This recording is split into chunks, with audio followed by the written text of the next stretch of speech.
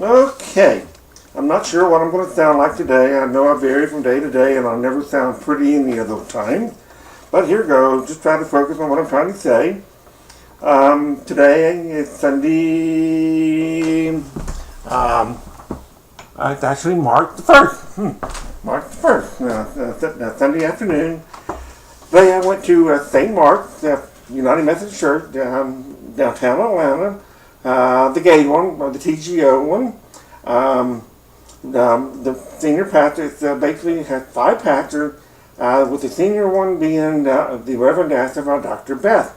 That would be the one that I like referring to as nothing but a Catholic fag hag. He's being paid to be a Methodist minister to a congregation that almost 80%, bye-bye, honey, no more sex than a kid. So when you apply the theory of relativity to her story and overlap it on my story, I am able to justify her as being basically a quarter, nothing but a Catholic fag hag, paid to be a Methodist minister. And me, although radical atheist, I am still Methodist, as I have never, because of the first 18 years of my life. As when I first being introduced to God, before even being aware of God, as I was born practically into the First United Methodist Church in Prescott, Arkansas, a small town populated 4,000, the southwest corner in the tri-state area of Texas, Louisiana, and Arkansas. The Red River, one way, an interesting synchronicity I thought. I'm kind of from the Red River Valley area, sort of outside of it, but close. And as you read the Bible about the story of, well, who was that fucker? What was all the fucking going on? Jacob and Esau. Yeah, that's the one. One of the rivers that he had to cross, the one where he saw the face of God, had another name. It has a name I can't pronounce, but it's also known as the Blue River. And if you think about that story of Jacob and meeting out with his brother, Esau bringing like 300, 400 men with him, he's fearing for his life and he sees God. Well, that was the Blue River, and there are a lot of fossil evidence of like 8 domestic animals. Well, were they domesticated back then, or were they just herd being followed by a bunch of Arabs? Oh well. A lot of fucking going on if you go back and read that story. Anyway, today's Reverend Beth gets up in front and does her little Bible reading. It is, she stands like this, like the Garden of Good and Evil, and it basically, it's brain candy there. I mean, it basically take your pick of justification, we should leave money on the other side. Anyway, the Bible verse she reads today, before giving her sermon, which I did not hear any of the sermon. Eventually I'll maybe look it up and read next to it online. We are not alone. So here is the Bible verse, Mark 31 to 38, Mark 8. And he began to teach them that the Son of Man must suffer many things, and be rejected by the elders and the chief priests and the scribes, and be killed, and after 3 days rise again. Now this is already in the Old Testament, okay? This is nothing new. He's not coming out with this on his own. He's basically a Jew reciting some of the things he's been taught. Rise again in 3 days. And he said this plainly. Now this is talking to the disciples. He said this very plainly. Very important that you understand. And Peter took him and began to rebuke him. But turning and seeing his disciples, in other words, they were all there and heard he did this in front of his disciples, got rebuked. He rebuked Peter and said, "Get behind me, Satan." Was he rebuking Peter, or was he speaking to all other disciples? Just because it looked like he might have been speaking to Peter doesn't necessarily mean it was Peter he was speaking to. And said, "Get behind me, Satan, for you are not on the side of God, but of man." Now, I had already given Reverend Beth a link. Actually, I printed up the blog article one Sunday morning. I handed it to her. Actually, coming in the service, before the service started, And I wanted her, and she took it from me. And I said, talk about the synchronicity. And she's walking with me. She paused and she sort of looked back, and then she, continued forward. So apparently, synchronicity struck a chord with her. She didn't know what to do. She had to think a minute about whether to respond to that or not. But the thing was, before there can be a conflict, there must first be common interest.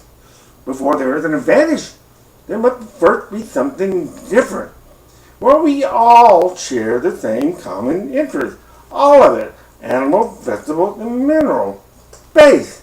We all have no choice. We all compete for the same space. We have no choice but to share. And that includes everything, animal, tree, rock, all of that space. The more there is of us, the less space there is for anything else, And the Bible. The Bible is made out of paper made from wood. So we cut down trees that made from wood.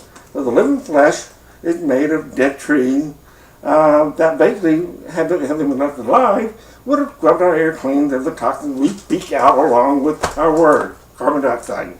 It is not from the heart that the word comes from. It is from our lungs. We breathe in, we speak out air. We breathe in, we speak out air.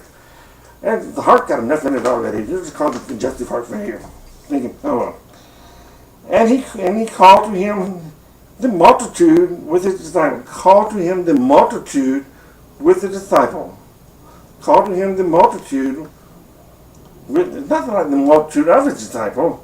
There are other things he called to him besides his disciple. All it means is just a large number.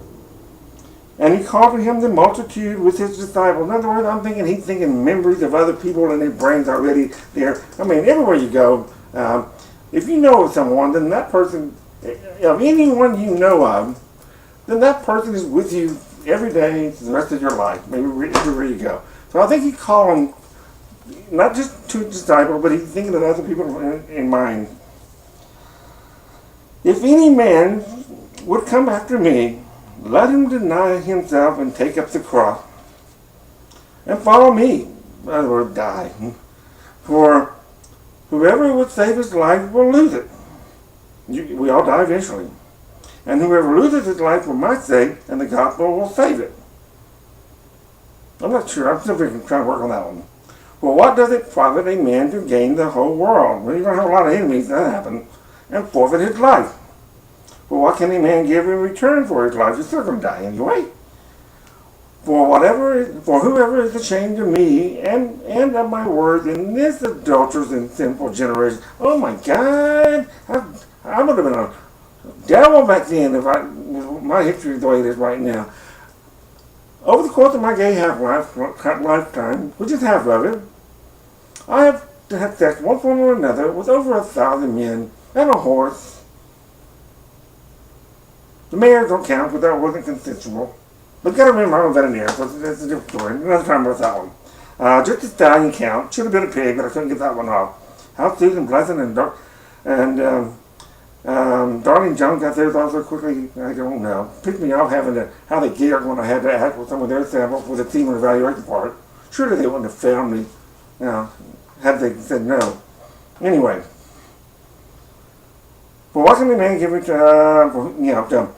for whoever is ashamed of me and my words in this adulterous and sinful generation, of him will the Son of Man also be ashamed. Well, of course, Jesus hadn't done anything too bad yet. And then, he got easy. Had he lived longer and not been crucified, who knows? He could have been another Jim Baker or Swagger, who knows? That's the only reason he's so perfect now. Remain perfect. For whoever is ashamed of me and of my words in this adulterous and sinful generation, of him will the Son of Man also be ashamed, when he comes in the glory of his Father with the holy angel. Well, that's what he thought. Well, like I always do, I understand that context is important. And so I continued on. And he said to them, before I go into that part, he said, plain